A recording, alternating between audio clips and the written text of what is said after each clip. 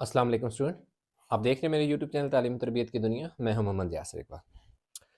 Student हमारे पास जो exercise है 5 है। इस एक्सरसाइज का जो हमारे पास क्वेश्चन नंबर 1 है, क्वेश्चन नंबर 1 में वो कह रहा है कि simplify and leave your answer in index notation. मतलब उसने एक लंबी सी स्टेटमेंट लिखी हुई है कि भाई leaving your answer in index notation where appropriate. मतलब दो चीज़ें हैं, एक तो सिंप्लीफाई करना है और आंसर जो है वो इंडेक्स नोटेशन में लिख देना है। इंडेक्स नोटेशन क्या होती है, मतलब आप कह सकते हैं एक्सपोनेंशियल फॉर्म। आगे जाके जब मैं लिखूंगा तो आपको मैं एक्सप्लेन भी करूंगा। अब क्वेश्चन नंबर 1 का जो पार्ट ए है उसने हमें क्या दिया हुआ है, ये क्वेश्चन दिया हुआ है जिसमें 2 और 2 बेस है और 3 और 7 जो है वो एक्सपोनेंट है। अब अगर आप देखें तो यहाँ पर जो 2 और 2 है ये दोनों सेम है, मतलब जो बेस 3 के नीचे है वही बेस 7 के नीचे है। तो हमें रूल होता है मैथ में कि जब बेसेस सेम होती हैं तो एक्सपोनेंट ऐड हो जाते हैं, यानी पावर ऐड हो जाती है। तो इसलिए बेस जो 2 बार रिपीट हो रही है 2, उसको मैंने एक बार लिखना है और ये जो पावर है 3 प्लस 7 इनको ऐड कर देना है। अब इसी के साथ में ये क्वेश्चन नंबर 2 का भी पहला पार्ट करूंगा। क्यों करूंगा? उसकी वजह यह है कि यहाँ मल्टीप्लाई है और यहाँ डिवाइड है, थोड़ा ताकि कंसेप्ट एक साथ आप सीख सकें। इसमें भी देखें तो 5 और 5 है, बेस सेम है, एक्सपोनेंट क्या है? डिफरेंट है। जब बेसिस क्या हो, सेम हो, जैसा कि इस केस में था 2 और 2 एक बार लिखा और पावर को ऐड कर लिया, तो इधर भी पावर सेम है तो बेसिस सेम है तो बेस को एक बार लिखेंगे और पावर को आपस में माइनस कर लेंगे। अब आप देखें कि यहाँ पर बेसिस सेम थी, पावर ऐड हुई, यहाँ पर बेसिस सेम थी, एक बार लिखी, पावर सब्ट्रैक्शन हुई। यहाँ एडिशन क्यों हुई, यहाँ सब्ट्रैक्शन क्यों हुई? उसकी वजह यह है कि जब बेसिस सेम हो और मल्टीप्लाई हो रही हो, ये दोनों बेसिस हैं जो आपस में मल्टीप्लाई हो रही हैं, इसलिए इनकी पावर ऐड होंगे, इनके एक्सपोनेंट ऐड होंगे। जबकि अगर बेसिस सेम हो और उनकी पावर क्या हो, बेसिस सेम हो, पावर बेशक डिफरेंट हो या जो भी हो, बेस को एक बार लिखना है और उनकी पावर को माइनस करना है, क्योंकि बेसिस सेम हो, दरमियान में डिवाइड का साइन हो। बेसिस सेम हो, दरमियान में डिवाइड का साइन हो तो एक्सपोनेंट क्या होंगे? माइनस होंगे, यानी पावर आपस में माइनस होगी। बेसिस सेम होगी तो आपस में और मल्टीप्लाई हो रही होंगी तो पावर ऐड होगी। बस ये दोनों को में याद रखना है कि ये देखो 2 की पावर 10 आ गए और इधर देखो 5 की पावर कितनी आ गया, 8 में से 5 गया 3। तो यूं हमारे पास यानी कि इसका आंसर आ गया जी। ये क्वेश्चन नंबर 2 का पार्ट 5 है, 5 की पावर 3 बिल्कुल चाहिए। अब ये इसकी ना वो इंडेक्स नोटेशन है, मतलब पावर की शक्ल में लिखा हुआ है यार। ये देखो बेस एक बार लिख देनी है और इसकी पावर को क्या कर देना है, 3 लिख देना है। वैसे 5 की पावर 3 का मतलब है कि 5 3 टाइम था, 5 3 टाइम जो था ना, यानी ये देखो 5 इंटू 5 इंटू 5, ये देखो एक्सपेंडेड एक फॉर्म में लिखा हुआ है। इसकी पावर को ऐसे लिखने से का मतलब होता है कि इंडेक्स नोटेशन, यानी कि जो बेस एक बार लिखी हो और उसका एक्सपोनेंट ऐड हो। अगला जो क्वेश्चन है, अब इनमें देखें हमारे पास क्या है, ये जो -4 है हमारे पास, इसकी पावर देखो क्या हो जाएगी, 6 प्लस 5, तो -4 की पावर क्या हो जाएगा? 11। क्यों? क्योंकि देखिए ये भी 4 है, ये भी 4 है, बेसिस सेम है इसलिए, और मल्टीप्लाई हो रही है। जब बेसिस सेम हो, मल्टीप्लाई हो रही है तो पावर को ऐड कर दो। तो सिंपल यही हमने किया कि -4 की पावर 11 जी। हमारे पास क्या है क्वेश्चन, -4 की पावर 11, बिल्कुल ठीक आ गई। नेक्स्ट ये है, इसमें देखें x है, x की पावर इसमें देखें ये भी x है, ये भी x है, इसका मतलब है बेस सेम है ना, तो x को एक बार लिखेंगे और मल्टीप्लाई हो रही है, दरमियान में मल्टीप्लाई का साइन है, ठीक है। तो इसको थोड़ा छोटा करके लिख देते हैं। अब देखें 8 और प्लस 3, तो x की पावर 11 आंसर आ गया। इसी तरह यहाँ पे देखें, यहाँ पे देखें तो बेसिस के साथ साथ ना कोफिशिएंट भी दिया हुआ है। ये जो 3 और 8 है इसको कोफिशिएंट कहते हैं। ये देखिए ये जो 3 है ये कोफिशिएंट है, ये y जो है वो बेस है, 2 क्या है? एक्सपोनेंट है। तो पहले जरा इनको सिंप्लीफाई करेंगे। 3 मल्टीप्लाई बाय 8 हो जाएगा, मल्टीप्लाई बाय y की पावर 2 मल्टीप्लाई बाय y की पावर 7।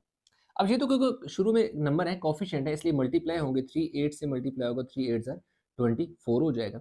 और देखिए ये भी y है, ये भी y है, मतलब y आपस में बेसिस सेम है तो पावरें ऐड कर दो, 2 प्लस 7 हो जाएगा। तो यूं हमारे पास 24 y की पावर क्या आ जाएगा? 9 आंसर आ गया। इसी तरह क्वेश्चन नंबर 2 में भी इसी तरह की स्टेटमेंट ही है, यानी कि स्टेटमेंट मैंने नहीं लिखी क्योंकि क्वेश्चन 1 की और क्वेश्चन 2 की स्टेटमेंट सेम है, इसलिए मैंने रेड मार्कर इसलिए यूज करी ताकि पता चले कि क्वेश्चन 2 यहाँ से स्टार्ट हुआ। पहला पार्ट तो इसका हो गया था, ए पार्ट। पार्ट बी की बात करें तो अगेन दरमियान में डिवाइड का साइन है, -7 बेसिस बिल्कुल क्या है, सेम है। तो -7 की पावर आपने क्या लिख देनी है? 11 -4। तो यूँ हमारे पास -7 की जो पावर है वो कितनी आ जाएगी 7, क्योंकि 11 में से 4 गया तो -7। पार्ट सी की बात करें तो आपने ऐसे लिखना है x की पावर 6 इसी तरह आ जाएगा। x की पावर देखिए 7 है और ये -3 हो गया। क्यों -3 हुआ? क्योंकि ये x और x आपस में डिवाइड हो रहे थे और तो जब डिवाइड हो रहे हो बेस सेम हो और आपस में डिवाइड हो रहे हो तो बेस को एक बार लिखो और पावर को माइनस कर दो। तो यूँ हमारे पास 6x की पावर कितनी आ जाएगी 3 आ जाएगा। लास्ट में जैसे अब ये वाला क्वेश्चन है, इसको ज़रा मैं इस तरह लिख देता हूँ। ये लिखो ना -15 डिवाइडेड बाय 5 और y की पावर 9 - 4। अब ये 5 जो है इस तरफ आके 15 के नीचे डिवाइड हो गया, इस शक्ल में मैंने लिख दिया। आप डायरेक्ट भी लिख सकते थे, 5 3 ज़र यहाँ डायरेक्ट 3 लिख देते। तो y ये भी y है, ये भी y है, दरमियान में डिवाइड का साइन है, इसलिए ये पावर माइनस हो जाएगी। 5 का टेबल कितनी टाइम जाएगा? 3 टाइम जाएगा, तो -3 इसी तरह आ जाएगा। y की पावर कितनी आ जाएगी? 5 आ जाएगा। तो ये हमारे पास इसका क्या आ गया? आंसर है। और ये वाला इसका आंसर है। ये वाला ये बजाय इधर लिखने के उधर लिख दिया। तो यूँ हमारे पास ये हो गया कि -3y की पावर 5 ठीक हो गया जी। 6x की पावर 4 सॉरी ये जो है ना 6x की पावर क्या है 4 है, सब्ट्रैक्शन में मिस्टेक हो गई। 7 में से 3 गए तो 4 बचते हैं, ठीक है।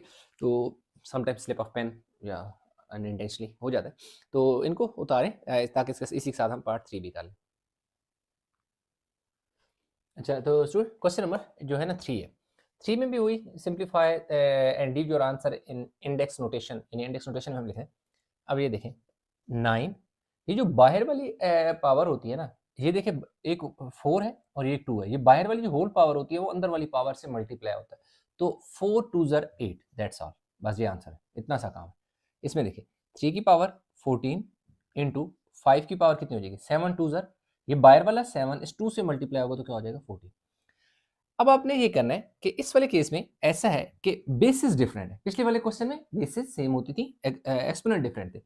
अगर आपकी बेसिस डिफरेंट हो और एक्सपोनेंट सेम हो तो आपने इनको 3 इंटू 5 और पावर को कॉमन करके लिख देना ऐसे। यानी 3 के ऊपर भी 14 है, 5 के ऊपर भी 14 है, तो इस तरह यूं होल पावर 14 कर लो।